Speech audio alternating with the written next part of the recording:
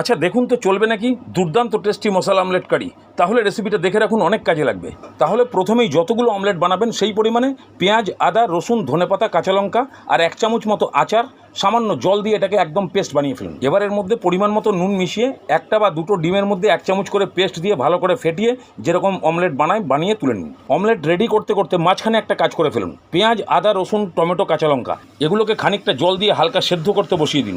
Omelette সব ready. ওইদিকে tomato পেঁয়াজও হাফ সেদ্ধ হয়ে গেছে, খালি টমেটোর সঙ্গে একটু ইন্টু করে ঠান্ডা করে এটাকে পিষিয়ে ফেলুন। এবার কড়াইতে সরষের তেল গরম করে 1/2 চামচ মেথি আর 2টো তেজপাতা হালকা ভেজে নিন। তারপরে পেঁয়াজ টমেটোর পেস্ট দিয়ে দিন। ভালো করে তেলের সঙ্গে মিক্স করে নুন, হলুদ আর কাশ্মীরি লঙ্কার গুঁড়ো দিয়ে এমন ভাজুন যেন পেস্টের জল সব শুকিয়ে যায়। ঠিক এরকম হতে হবে, তবেই টেস্ট হবে। এবার জল দিয়ে গ্রেভি বাড়িয়ে ভালো করে ফুটিয়ে দিন। এবারে ফুটে গেলেই ভাজা জিরের গুঁড়ো আর কসুরি মেথি দিয়ে ভালো করে মিক্স করে অমলেটগুলোকে 2-8 করে এক এক করে ঝোলের মধ্যে ছেড়ে দিন। বাস ঝোলের মধ্যে চুবিয়ে ধরে 2 মিনিট ভালো করে ফুটিয়ে দিলেই একদম রেডি সেডি গো।